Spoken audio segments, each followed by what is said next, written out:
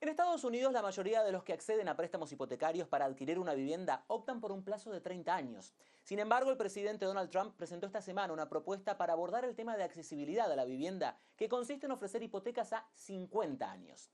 Aunque la propuesta de Trump aún carece de detalles, funcionarios del gobierno defienden la opción y afirman que al ser un periodo de pago más largo, reduciría las cuotas mensuales y permitiría que más estadounidenses puedan acceder al mercado inmobiliario. Mientras que otros expertos señalan que el plan podría ser contraproducente, porque al extenderse los plazos de pago, aumentarían los intereses e impulsaría el alza de precios. Lo que sí sería un hecho es que las opciones para endeudarse en Estados Unidos con plazos más largos van en aumento y se observa en la industria automotriz con pagos de cuotas más largas y últimamente con los planes compre ahora y pague después, muy populares entre los jóvenes. ¿Está en crisis la asequibilidad en Estados Unidos? ¿Y cuáles son los pros y los contras de adquirir una posible hipoteca a 50 años? Para analizar este tema le damos la bienvenida a Antonio Sarabia, profesor de Economía de la Universidad Mercer, quien nos acompaña desde Atlanta, Georgia. Profesor, gracias por estar con nosotros. Comienzo preguntándole, ¿tenemos ahora más opciones de pago o en realidad tenemos menor poder adquisitivo en valor a lo que cuestan las cosas y por eso necesitamos más plazo? Bueno, mira, esta es una muy mala idea, ¿no? Si yo fuera el consejero financiero, digamos, de alguna familia o alguien que viene y me dice, Antonio, vos eres economista, ¿cómo hago para comprar una casa? Mi consejo sería, hay que endeudarse para comprar una casa, es un pago alto, pero endeúdate lo menos posible, ¿no es cierto?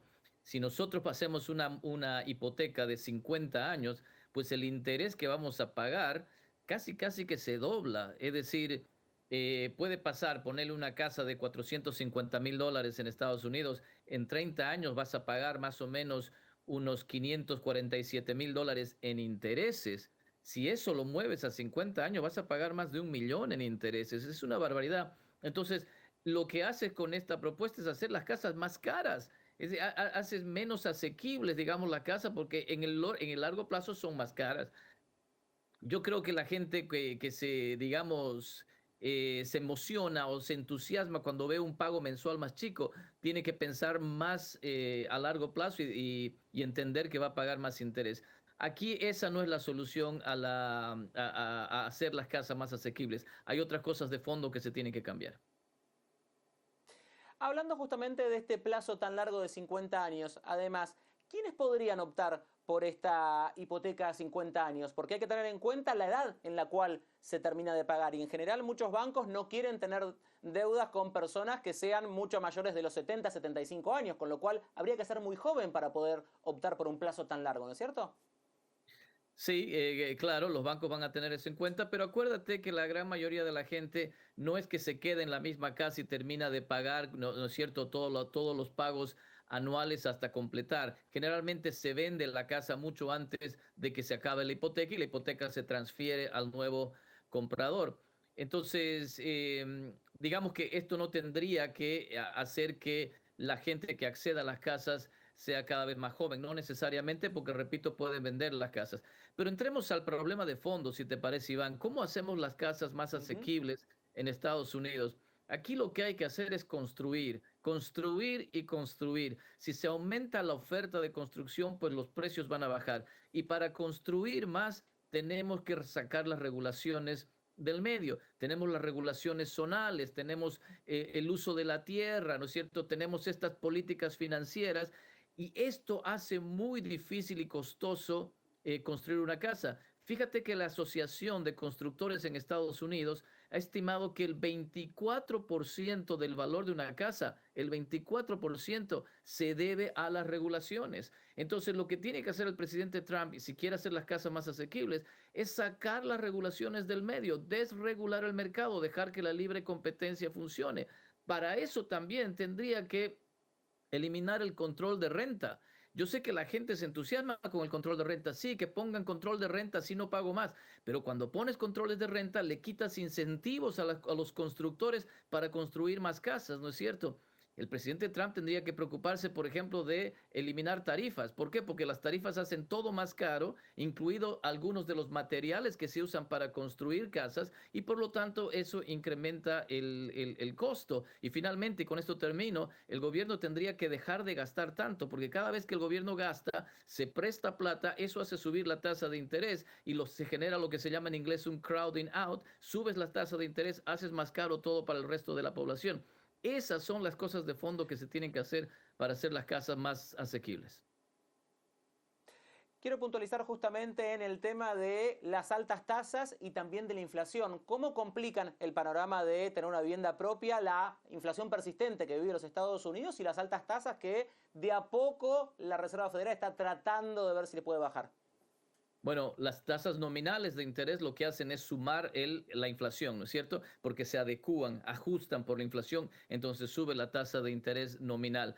Lo que hay que hacer acá es es sacar al gobierno de la ecuación. Si el gobierno empieza a gastar más, se va a prestar más plata del sector financiero, eso va a hacer subir las tasas de interés, entonces tenemos que bajar el gasto del gobierno. Si además el gobierno hace ese gasto imprimiendo dinero, la Reserva Federal imprimiendo dinero, pues entonces generas inflación, la tasa de nominal de interés se ajusta y esto le hace todo más caro a la gente. Como te fijas, estamos apuntando a soluciones estructurales, ¿no es cierto?, para hacer las cosas más asequibles.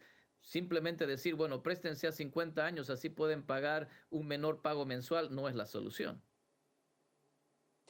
¿Cuáles pueden ser los pros y los contras de las personas para endeudarse a mayor plazo? Teniendo en cuenta que quizás la única manera de acceder a una vivienda puede ser con una hipoteca a 50 años, pero también teniendo en cuenta esto de que por ahí en el medio se puede vender y cambiarse. ¿Cuáles pueden ser los pros y contras de endeudarse a tan largo plazo?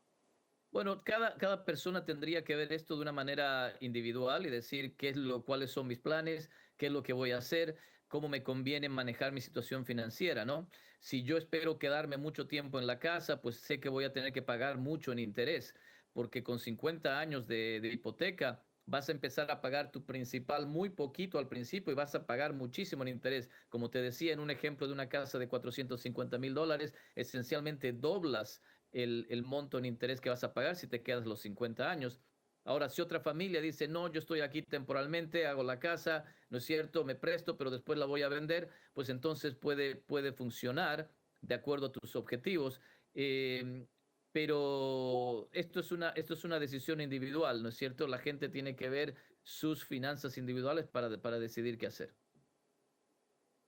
Estamos hablando hasta ahora de las casas, pero también damos cuenta que el mayor plazo de pago se está extendiendo para la compra de autos y también que cada vez está más en boga esto del compre ahora y pague después. ¿Qué recomendaciones podemos darle a las personas que quieren optar por esta opción o que lo están considerando, ya sea para comprar un auto u otros bienes? ¿Qué hay que tener en cuenta?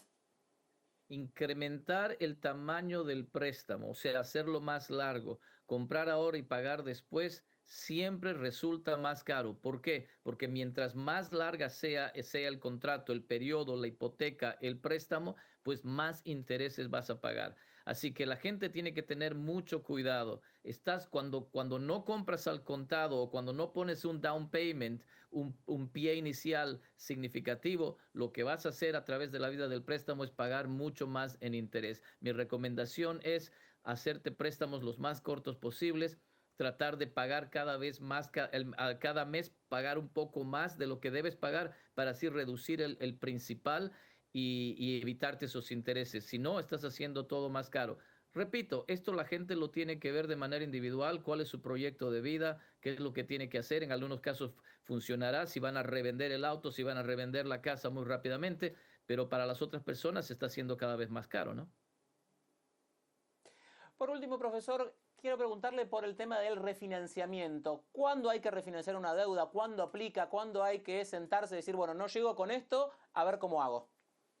El refinanciamiento funciona cuando la tasa de interés a la que puedes acceder es menor a la que originalmente te prestaste, ¿no? Si las tasas de interés bajan, puedes hacer un refinanciamiento y así reducir el tamaño del interés que pagas. Pero ojo, cada vez que haces un refinanciamiento tienes que pagar fees, tienes que pagar comisiones, hay gastos administrativos y estos gastos administrativos en algunos casos se comen toda la ventaja que hayas podido lograr con la menor tasa de interés. Entonces uno tiene que tener mucho cuidado. Hay calculadoras que la gente puede usar online y decir, bueno, ¿cuándo es efectivo o una buena idea refinanciarse a esta tasa de interés? ¿Cuáles son los costos administrativos? Y ver si funciona. No es cuestión de ir refinanciando cada año porque los costos administrativos te van a comer.